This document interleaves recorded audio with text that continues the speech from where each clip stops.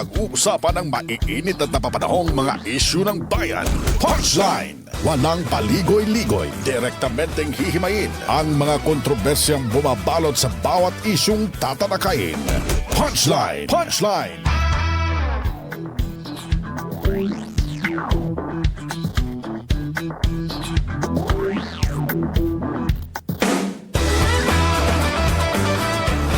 Muling nagbabalik programang IFM News Prime Edition. Narito na po tayo sa ating segment ng Punchline. Kasama po natin walang iba kundi si Sir Ermen Garcia Jr. Good morning po, sir. Good morning, ladies. Good morning po. Ayan, another... Nabagi ba kayo dyan? Hindi pa naman po. Maulan dito sa Manila. Ayan, Medyo maulan na po ambon-ambon lang po dito, Sir Ermin. Ingat kayo dyan mamaya. Kayo rin po, sir. Yan, no? Speaking of maulang panahon at mga klase ng naidudulot po nitong mga pag-uulan natin, Sir Ermin, no? Ito pong isa, we had an interest po doon sa isa nyo pong column, no? Which is yung pong sa illegal fish pens po dito sa Dagupan City.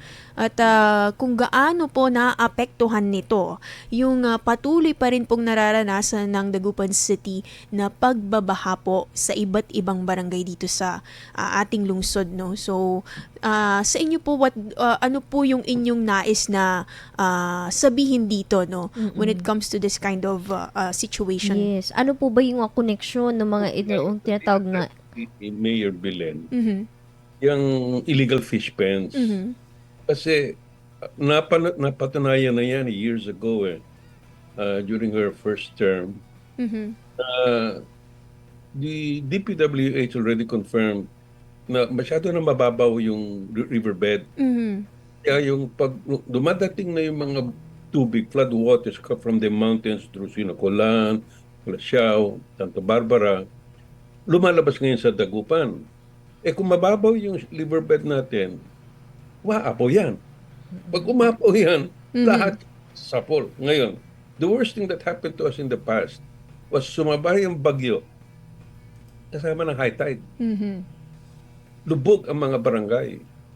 Ngayon, I think it may have been aggravated, especially in the areas where the roads were elevated, tinaas pa tsaka yung drainage. Siyempre, tumasan niya mga 1 meter Mhm. So, until it happens, we will never know. Well, at least I've already been told by some of the mga barangays malapit doon sa mga elevated roads. Mhm. Mataas ang baha sa kanila ngayon. Mhm. Okay? Of course, ang benefit niyan, mataas ang kalsada, hindi na binabaha yung mga kalsada. Ang tinatamaan na ngayon, yung mga barangay na mababa. Yes, opo, no. Lalo po sa mga malalapit, yung mga island barangays talaga, Sir Ermin, no. Dahil nasa side sila ng Pantal River, eh. So, Ang dami ngayon, mas madami ngayon ang barangay, ang illegal fish pens. Naumpis ang ngayon, in fairness to Mayor Belen, bago siya bumaba ng first term niya, napalinis niya yung illegal fish pens. yes po, dahil nagkaroon nga po, no, nung parang pinagtatanggal po itong mga illegal fish pens na ito, nung mga nakaraang ano niya. Ngayon, nung bumalik siya, abay, isang katutak ng illegal fish pens na pala ang lumabas. Pinagbigyan ni former Mayor Brian Lim. So, lahat. Ngayon, mahirap na nahirapan na si Mayor Belen ngayon magtatanggal sa kadami-dami. At pangalawa, may nagsabi na rin sa akin doon sa mga isa sa mga malapit sa mga mga fish pens. Merong fish pens raw hindi magalaw. Ang So system may dito. authority sila, Oo, no? Na ayaw umalis. Ayaw. Mayroon yung, pero sabihin ko sa inyo, ang sabi nga nung ang suspecha niya, lahat ng mga may-ari ng iglesia, pinoprotekta ng iglesia. Okay. Hindi makalik. Hindi maalik. So parang... So it's politics no? It's yun sa mga doon. Pero malalaman din nila, lahat nila, no? Pag nagkaroon ng malaking dyan at bumuhos talaga ang floodwater, baha galing sa mga bundok, wipe out din sila. Pero hindi na wipe out. Ang masakit doon, lahat ng Dagupan tatamaan. Yes, at to think na ang babaw na nga po ng riverbed, no, at wala nang mapaglalagyan ng tubig yung mga babagsak ditong tubig sa atin, Sir Ermin, sa lungsod natin. Kahit pa magkaroon ng ilang series of road elevation, kung ang ilang parte pa rin dun sa mga barangay is mababa pa rin, wala ring epekto, ganun pa rin yung mangyayari. Maganda yung naginawang road elevation kasi at least paglabas ng mga tao, yung mga jeep and everything, nakakadaan sila. May mobility kaya pagdating ng emergency, nakakadaan lahat ng tao pag ganun. Yun na nga lang, ang sabit doon, yung nasa mga mababa. That's why, to complete the whole process, system ng pagwawala o minimize ang pagbabaha sa dagupan, alisin na yung mga illegal fish pens para natin. Million na naman yan, ha? Million gagastusin for dredging. Dun pa lang Yes. po. And it's you mentioned po that it's too late na sagawa ng dredging operation kung matutupad nga or talagang totoo mangyayari yung prediction ng Pag-asa na La Nina is coming at yung mga effects nito, especially syempre pag La Nina, it's water. It's too late na for the Dagupan City to administer, conduct a dredging operation.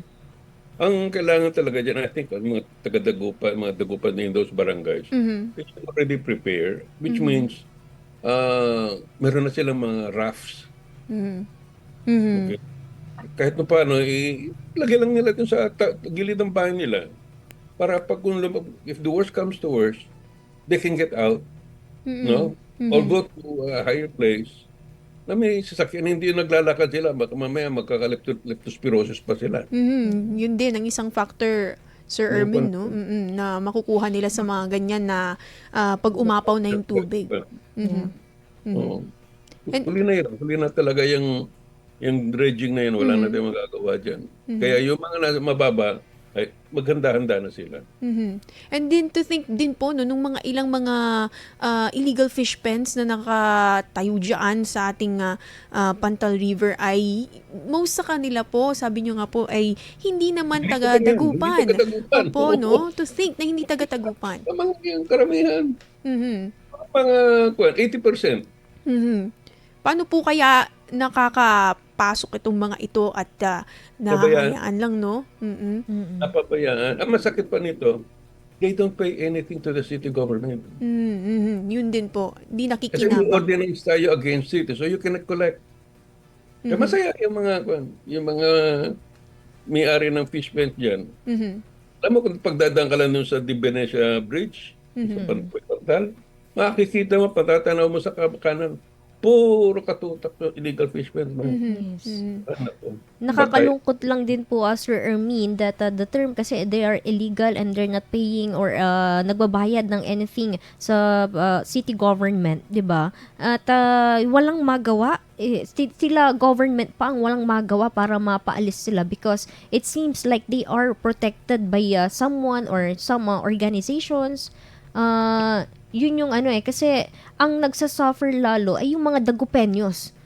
Yeah, exactly. The irony with all is it cannot be done even now because election na sa 2025. Gagamitan na nila yan as a weapon against anyone who tries to bring them down. Kahit taga-Dagupan. Yun din ang po nila, no? And then, yung to think din po na may epekto din po itong patuloy na pagdami ng mga illegal fish pens sa ating ilog, no? Hindi lang po dahil sa pagtaas ng baha or wala nang mapuntahan na tubig din na nasasarhan na po nitong mga fish pen, kundi yung mga ginagamit din po nila para po dun sa kanilang mga fish pens na pinapakain po sa kanilang mga alaga, no? Malaking epekto din po. Libon-libon doon. Binabaksak. Alam nyo, pag na-tsempohan nyo lang yung mga delivery trucks, ay no, bundok ang commercial fish ang pinaparating sa mga fish pens. Ano po, sa tingin nyo po kayo, ano po kayo magiging effect nun sa product po ng, pagdating lalo sa mga fish products po ng ating mga Dagupeños, di ba? Dahil dyan din madalas kumukuha tayo eh. Well, ang okay lang naman niya basta may basta walang fish kill. Mhm. Mhm. No? Okay lang. Yung mga isda dyan, hindi naman nakakuan. Or na nagka-fish kill, isa pa yan. Mhm. Mhm. Sila rin ang kawawa. Mhm. Mhm. Kasi ang dami-dami po nila no ng mga illegal na nandiyan structure po ng fish pens dito sa Dagupan. So, Palagi ko pa yung City Hall ngayon, yung sa kay kanila, meron silang numero, naroon na silang number at mga pangalan na may-ari ng fish pen. At ginawa na yan ni Mayor Belen noon eh. So I'm sure she's doing it now. Probably you can ask, pagpunta nyo sa yung Bantay Ilog ng agriculture. yes po, actually meron nga po tayo ng Bantay Ilog po. From time to time na nag-check po dyan sa ating kailugan. Dahil isa rin po nun sa isang factor nga niyan ay maaring pag nagpatuloy pa, baka po, Sir Ermin, wala tayong makitang mismong ilog, kundi puro fish pens na lang ang nandoon sa ilog natin. Doon sa magmula doon sa tulay lang, makikita mo na. Palapit na sila, palapit sa gitna. Mhm. Yun ang kwento. Ang mabuti pa nga dyan, ang Mangaldan. Mhm. Zero illegal fish pen ang ginawa. They've learned their lessons from us. Mhm. But we have learned our lessons from our own. Yun ang masakit doon eh. Mhm. Ano po kaya yung sa tingin ninyo kung bakit itong mga ito kahit na ilang beses na po silang napatatanggal, bumabalik pa rin po itong mga illegal na gumagawa po ng mga fish pen dito sa Kailugan? Gagaling yan sa proteksyon ng konsehal at mayor. Mhm. Mhm. Ah, kaya nga bago umalis si mayor noon, Belen, nalinis niya yan. Pagbalik niya, wala na, sapul na lahat. Tapos ang dami nang may proteksyon, ganito, ganyan. So ang inaasahan ko na lang, manalo ulit si Mayor Belen sa second term niya. On the first month, umpisahan niya na. Umpisahan niya na para masalba ang Dagupan. Kung hindi, wala, lulubog ang Dagupan. Kahit ang elevation ang gagawin natin ngayon dyan, lalo na pag nag-road elevation, maraming barangay ang tatamaan. Ang pinaka po talaga dito, may na maapektuhan at talagang mapipinsala po ng mga pagbaha, especially kahit na high tide pa lang po, wala pa pong talagang lang, sakuna. makikita mo na eh. Na meron po talaga tas naiipon lang yung tubig at matagal pa humupa, so talagang malaki pong magiging problema po no sa ating mga residente, lalo sa mga low-lying areas po. So talaga. Agree. Sana makuan sila ngayon. I can understand Mayor Belen will not be able to do anything right now. Malapit na yung kampanya. Takutan na naman yan. Nako, yun talaga. Papatuloy pa rin po tayo sa ating talakayan at dito lamang po sa Punchline mga idol, no? At kasama pa rin po natin si Sir Ermin dahil mamaya tatalakay naman natin itong hindi po matapos-tapos, Sir Ermin, na pag-delay po, no? At nadidelay pa rin na pagpasa po ng annual budget natin dito sa lungsod ng Dagupan na dapat po talaga na sana ay patuloy na mapag-usapan at umusad na. Mamaya tatalakayin po natin yan. Kasama pa rin po natin si Sir Ermin. Dito lamang po sa programang Punchline. Punchline! Punchline! Mapapakinggan tuwing Lunes ng umaga. Dito lamang sa number 1 Music and News FMO sa lalawigan ng Pangasinan. 104.7 IFM Dagupan. Direktang pag-uusapan ng maiinit at napapanahong mga isyu ng bayan. Punchline! Walang paligoy-ligoy. Direktamenteng hihimayin ang mga kontrobersyang bumabalot sa bawat isyung tatalakayin. Punchline! Punchline!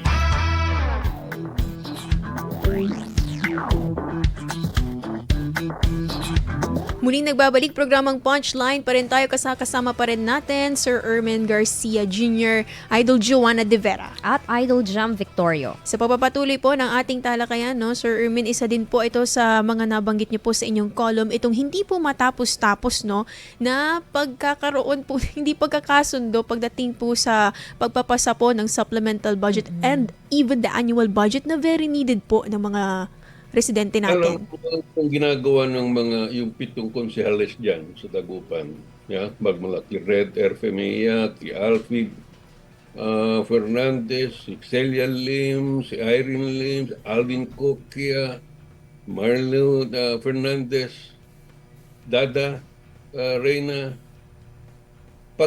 yung ginagawa nilang pag-hold ng supplemental budget, iyan na magpapakahirap sa Dagupan pag dumating yung talagang baha. Kasi wala na tayong truck. Mhm. Makagamit ng mga equipment.